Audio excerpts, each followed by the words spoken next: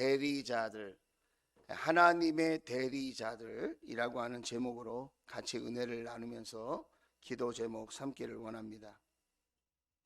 사람이 태어나서 가장 먼저 배우는 말이 뭘까요?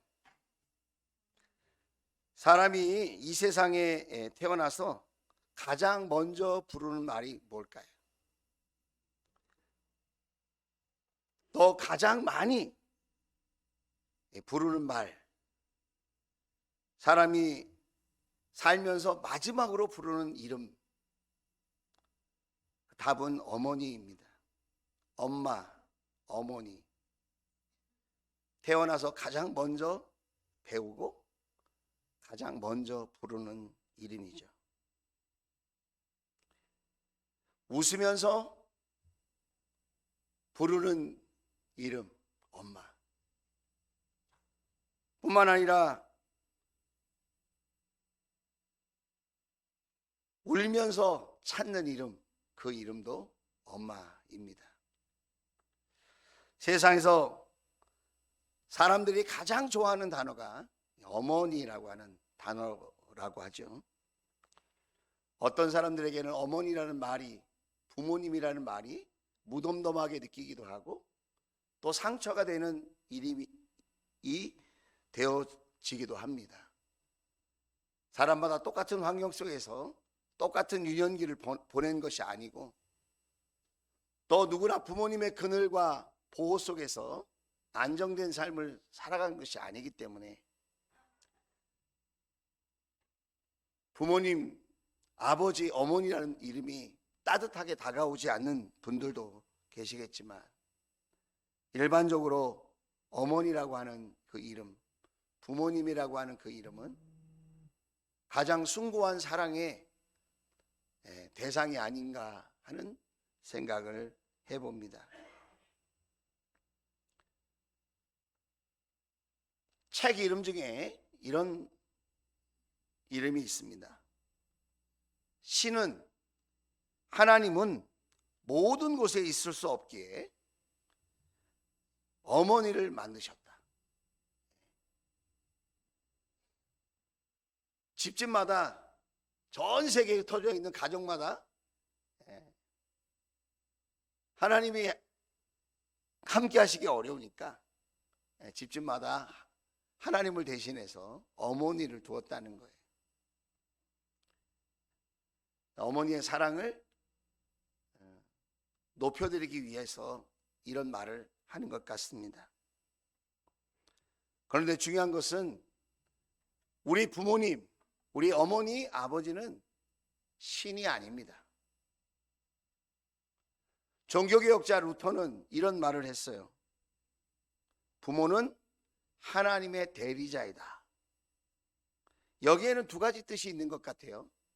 첫째는 하나님이 부모님을 이 땅에 보내셨다는 거예요.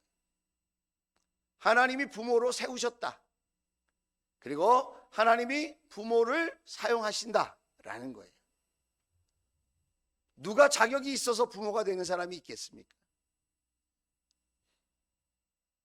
하나님이 세워주시고 하나님이 보내주셔서 부모로서의 삶을 살게 되어진다는 거예요.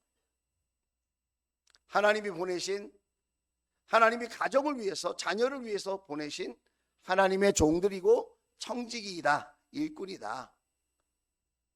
부모님은 신이 아니다. 자, 그걸 우리가 기억해야 되고, 또 하나는 뭐예요? 하나님의 대리자라고 할 때 그분들은 실수가 있고 연약함이 있을 수 있는 분들이다. 여러분도 자녀로 살아갈 때, 가정을 이루기 전에는 부모님에 대한 다양한 생각이 있으셨을 거예요. 그러니까 부모님이 돼 보니까 여러분이 어떤 생각이 듭니까? 아, 나는 부모로서 참 훌륭한 사람이야. 나는 실수가 없고 연약함이 없어. 나는 죄의 됨도 없어. 나는 100점짜리 부모야. 그렇게 말할 부모가 과연 있을까요? 하나님의 대리자라고 말할 때에는 부모님은 하나님이 아니라는 거예요. 근데 우리는 부모님이 하나님처럼 완벽한 인격과 놀라운 능력을 갖고 나를 온전하게 돌봐주기를 바라고 내 앞길에 모든 것을 제공해 주기를, 아니면 내가 필요할 때마다 최소한의 것이라도 이렇게 즉각 나를 위해서 돌보아 줄 수 있는 그런 힘이 있기를 바라는 거죠.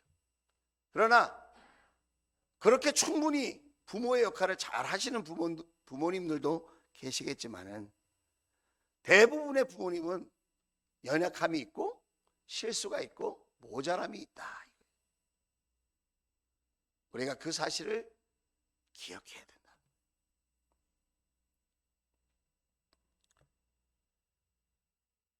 우리가 살고 있는 이 시대에 그 어머니라고 하는 그 이름, 가장 아름답고 존경받아야 될 그 이름인데, 우리가 살고 있는 이 시대는 점점 그 이름이 변질되고 있는 것 같아요.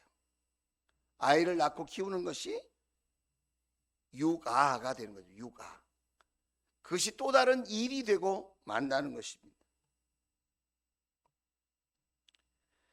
그래서 가장 희생하고 사랑해야 될 그 이름이 육아 독박이라는 말 들어보셨어요? 독박 육아. 무슨 말입니까? 애 보기가 어렵다는 거예요. 애 보는 게 너무 힘들다.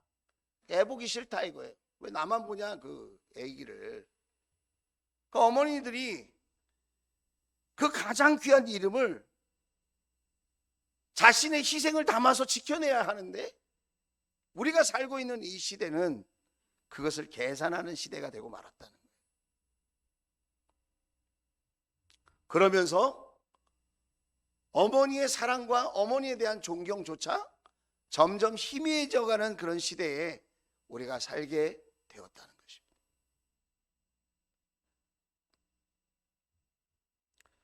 오늘 성경은 그런 의미에서 이렇게 말씀하고 있습니다. 출애굽기 20장 12절이죠. 너희 부모를 공경하여라.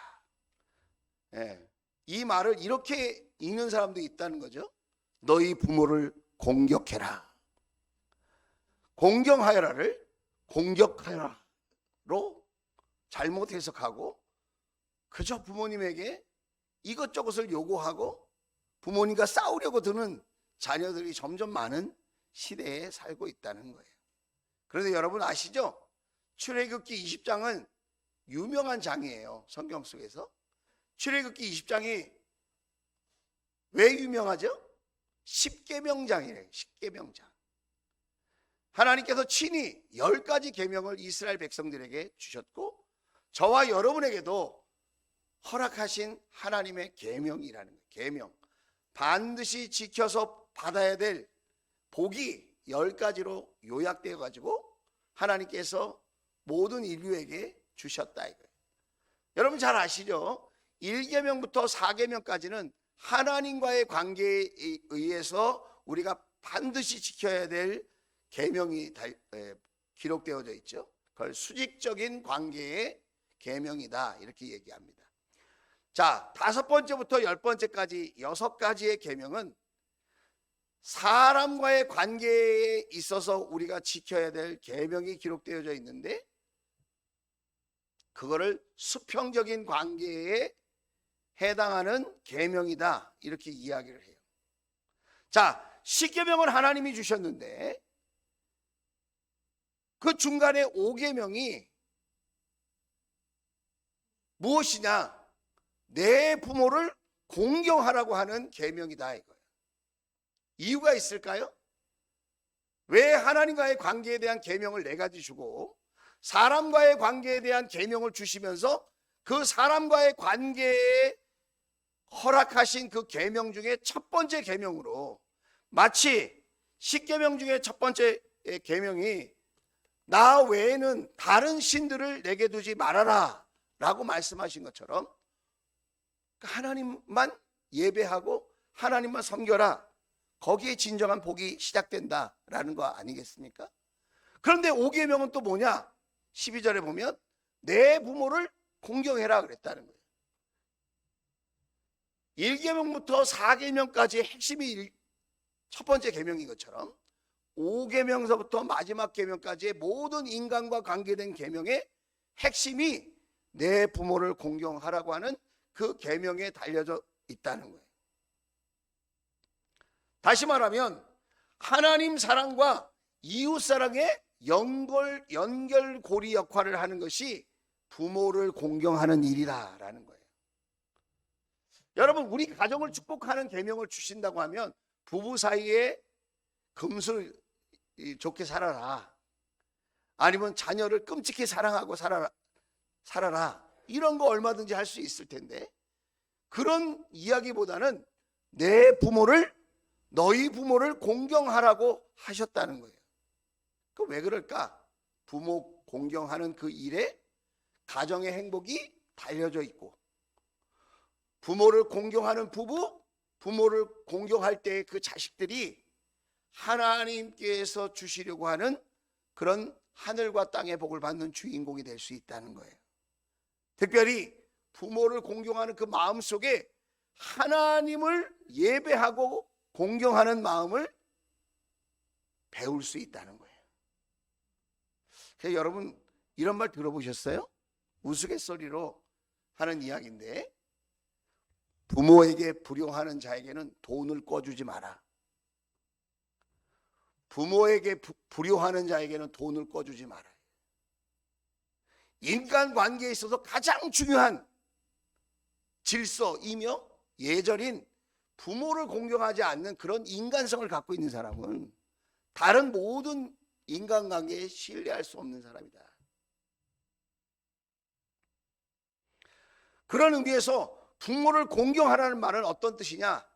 부모를 중요하게 생각하라는 거예요. 무거울 중자, 중하게 여겨라.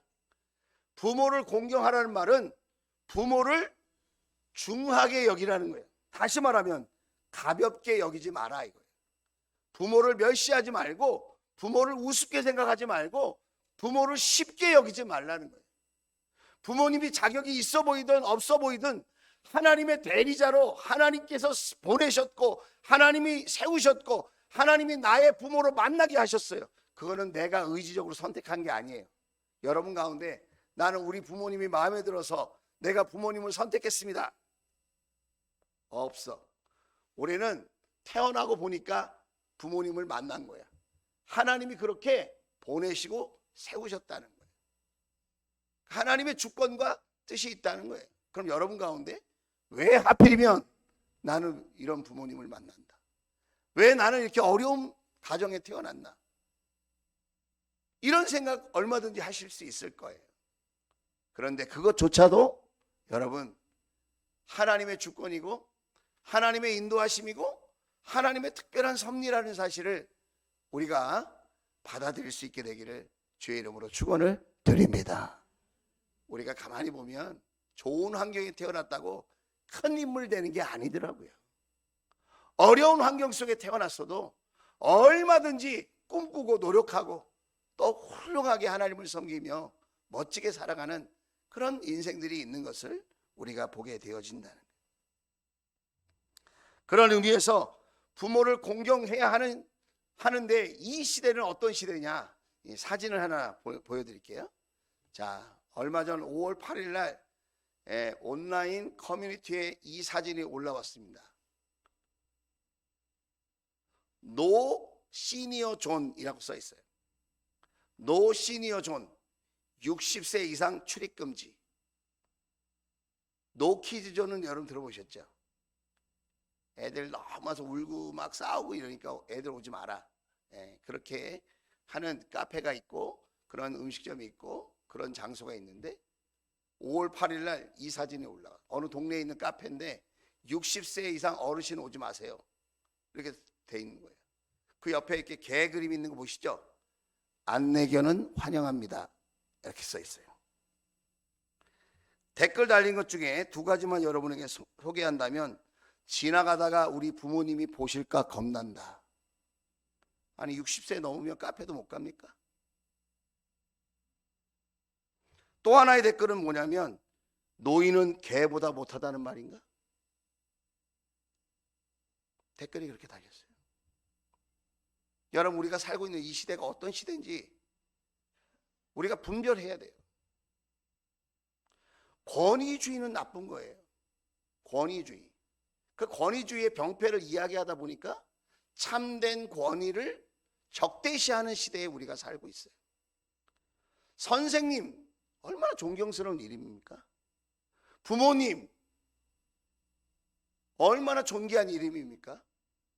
부모님이 권위주의자가 되어서 잘못 양육하고 지도한 부모님이 있을 수 있지만 대다수의 희생과 사랑으로 섬기신 부모님에 대한 권위조차도 인정하지 않는 사회가 된다면 우리 하나님께서 결코 원하시는 사회와 가정의 모습이 아닐 것입니다.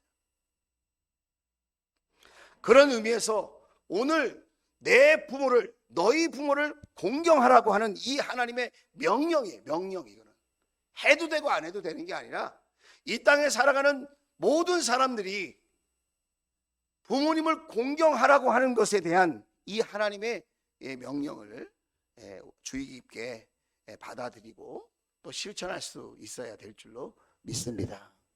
자, 두 가지만 말씀드릴게요. 공경하라고 하는 것은 두 가지 차원이 있다고 성경은 우리에게 말해주고 있는데, 첫 번째, 어린 자녀들이 부모를 공경한다는 것은 무엇일까요? 부모님께 순종하라는 것입니다. 부모님께 순종하라. 어린 자녀들, 아직 사회적으로 독립하지 못한 모든 자녀들, 어떤 부모님이 이렇게 말씀하셨다 그러죠.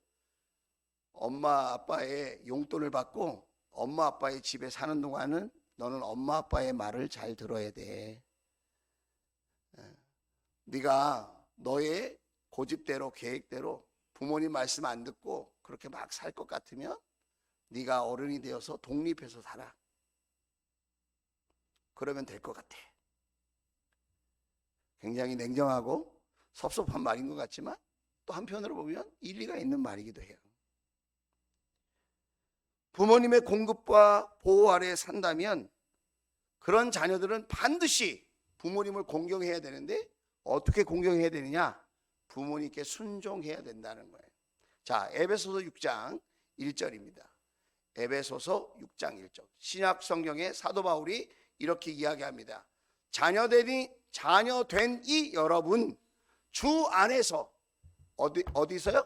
주 안에서 여러분의 부모에게 순종하십시오. 순종하십시오. 부모님의 말을 공경하라. 이 말은 중하게 여기라는 거예요. 부모님의 말을 중요하게 생각해야 된다는 거예요. 자녀들은 부모의 말을 중요하게 생각해야 된다. 부모의 말을 가볍게 생각하면 안 된다. 부모의 말을 존중해라. 그 말입니다. 그러면 우리 가운데 이런 생각이 있을 거예요.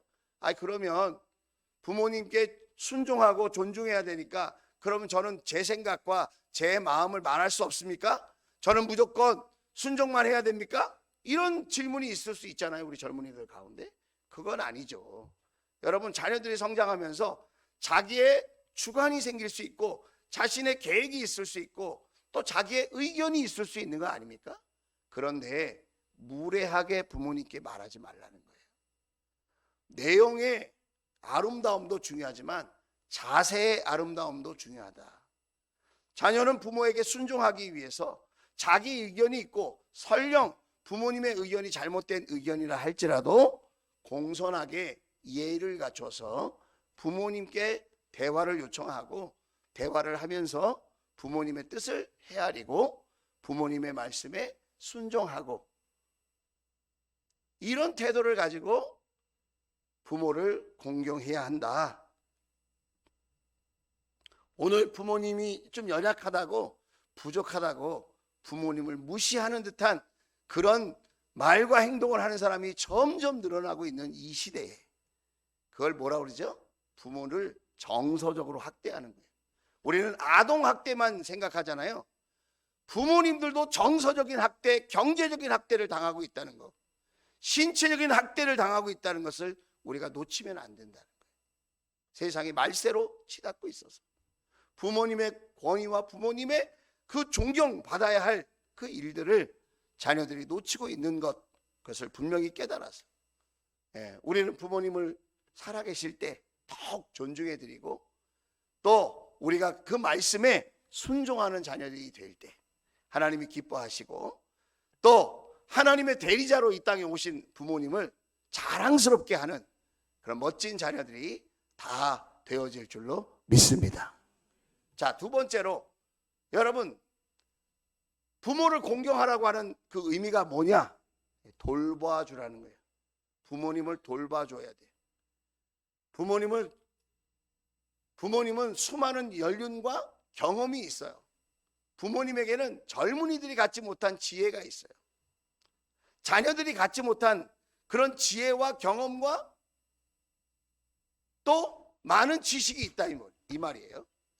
그래서 부모님이 말씀하실 때에 우리가 순종하려고 하고 존중해 드리려고 하는 것은 매우 바람직한 일이고, 뿐만 아니라 부모님이 연세가 많이 되셔서 정말 스스로 활동하기가 좀 불편한 그런 연세가 되셨다면 자녀들이 부모를 공경하는데 어떻게 공경해야 되느냐? 부모를 돌봐드려야 된다는 거예요. 자, 내가 나이를 먹으면 부모님도 연세가 드시는 거예요. 뭐라고요? 내가 나이를 먹어가면 부모님도 연세가 들어간다는 거예요. 신체적인 능력이 약해집니다. 판단력이 약해질 수 있습니다. 경제력이 약해질 수 있습니다. 자녀를 위해서 못 입고 못 쓰고 그거 자녀들 뒷바라지 하느냐고 일평생 대부분의 부모님들이 희생하고 사시거든요. 우리나라의 노인들은 스스로의 생활을 위해서 준비해 놓은 분들이 많지 않다고 해요. 그래서 자녀들이 돌봐드려야 돼요. 부모 효도 10계명이라는 게 있어요. 어느 목사님이 만들었는데 그 중에 1번이 뭐냐? 부모님을 돌봐드릴 때 부모님의 영혼 구원을 돌봐드려라. 뭘 돌봐드리라고요? 영혼 구원을 돌봐드려라. 영원한 삶을 준비하시도록 돌봐드려라. 우리 옆 사람에게 물어보겠습니다. 돌봐드리고 있습니까? 자, 시작. 우리 부모님은 예수 믿는데? 그럼 감사하시길 바랍니다. 그 나를 위해서 기도해주고 있다는 게 얼마나 큰 복입니까? 부모님 중에, 양가 부모님 중에, 또 나의 부모님 중에 아직 예수님을 모르는 분이 있다면 예수님을 잘 믿을 수 있도록 돌봐드려야 됩니다. 자, 우리 한번 고백합시다. 잘 돌봐드리겠습니다. 시작. 잘 돌봐드려야 돼요. 자, 두 번째는 뭘 돌봐드려야 되느냐? 경제력을 돌봐드려야 돼요. 뭘 돌봐드린다고요? 경제적으로. 여러분, 우리 부모님들이 이런 말씀하세요. 쓸 거 없다. 그러니까 니들이나 사 입어, 니들이나 사 먹어, 이렇게 얘기할 수 있어요. 그러니까 부모님의 마음이죠. 그런데 여러분, 부모님도 자시고 싶은 게 있어요. 드시고 싶은 게 있다고요. 친구들 만나거나 동네에 나갈 때 주눅 들지 않도록, 경제적인 연약함 때문에 자존심 상하지 않도록 부모님을 잘 살펴서 부모님에게 여러분 경제적인 돌봄을 제공할 수 있는 저와 여러분 될 수 있기를 주의 이름으로 축원을 드립니다. 큰일 났어요. 이설교 저희 부모님도 보실 텐데 제가 그러지 못한 아들이어서 고심을 많이 했거든요. 그런데 제가 이렇게 만나 뵈면 큰 걸 바라시는 게 아니에요. 따뜻한 밥 한 끼, 전화 한 통, 작은 마음이 담긴 선물. 우리에게 목돈을 원하지 않아, 부모님.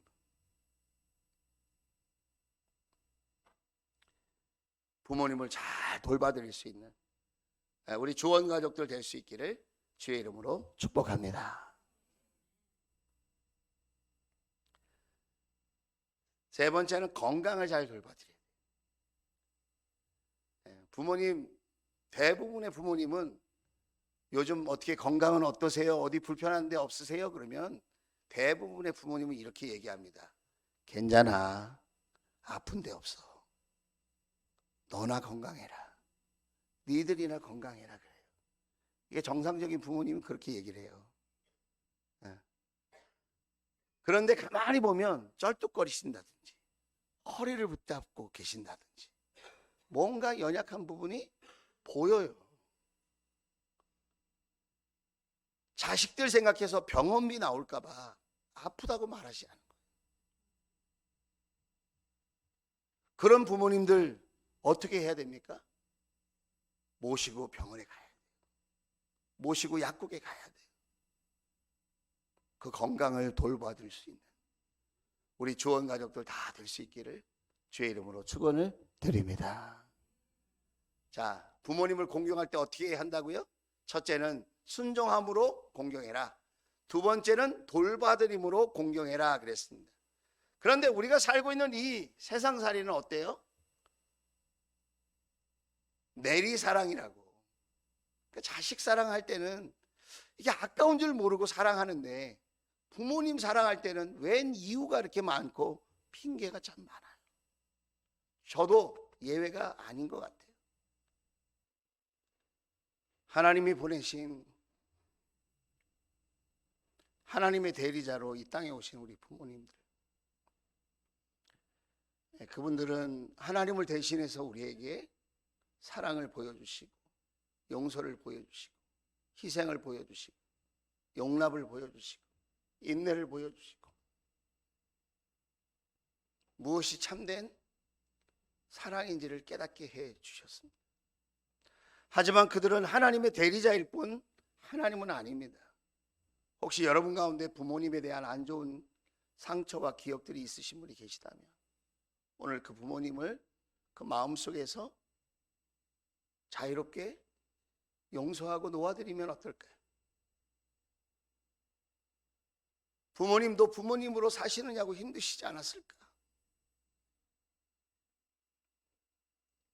그리고 만약 육신의 부모님이 계신다면 그분들의 인격이 뛰어나서 그분들이 남들보다 학식이 있고 능력이 있어서 나의 부모님으로 존중받는 것이 아니고 존경받는 것이 아니라 하나님이 세우신 하나님의 대리자, 하나님의 뜻과 섭리가 있어서 우리가 다 헤아릴 수는 없지만 하나님께서 나의 부모님으로 이 땅에 보내시고 또 하나님을 알아가도록 세상을 또 살아가도록 나를 양육하고 나를 돌보아 주신 부모님으로 내가 마땅히 존중하고 내가 공경해야 되겠다. 오늘 성경은 말합니다. 뭐라고 이야기하죠? 출애굽기 20장 12절 하반절에는 분명히 우리에게 약속하고 있습니다. 너희 부모를 공경하여라. 그래야 너희는 주 너의 하나님이 너희에게 준 땅에서 오래도록 살 것이다. 오래도록 살 것이다는 두 가지 의미가 있다고 생각해요. 가나안 땅에, 그 축복의 땅에 들어가서 그 축복을 너희가 풍부하게 누릴 것이다. 너희가 부모를 공경하면서 하나님을 예배하는 사람이 되면 너희들은 그 축복을 풍성하게 누리는 사람이 될 것이다. 그게 약속이에요, 약속. 다른 모든 계명에는 없는 놀라운 약속이 5계명, 부모님을 공경하라고 하는 이 계명에 있다는 거예요. 신약에서는 이 말씀을 사도 바울이 인용해서 이렇게 이야기합니다. 에베소서 6장 1절, 2절, 3절이에요. 자녀된 이 여러분, 주 안에서 여러분의 부모에게 순종하십시오. 이것이 옳은 일입니다. 마땅히 해야 될 일이라는 거예요. 2절, 내 부모를 공경하라고 하신 10계명 중에 5번째 계명, 약속이, 은혜의 약속이, 축복의 약속이 딸려있는, 포함되어 있는 첫 번째 계명입니다. 자, 3절 같이 읽겠습니다. 시작! 내가 잘되고 땅에서 오래 살 것이다 하신 약속입니다. 잘 된다는 건 뭐예요? 부유하게 된다는 거예요. 풍성하게 된다는 거예요. 성공적인 삶을 살게 된다는 거예요. 그리고 뭐예요? 그 땅에서 오래 살 것이다. 장수의 복을 받게 된다. 더 나아가 영원한 복을 받는 그런 사람이 된다는 거예요. 여러분, 주 안에서 부모님을 공경하는 저와 여러분 될 수 있기를 주의 이름으로 축복합니다. 기도합시다.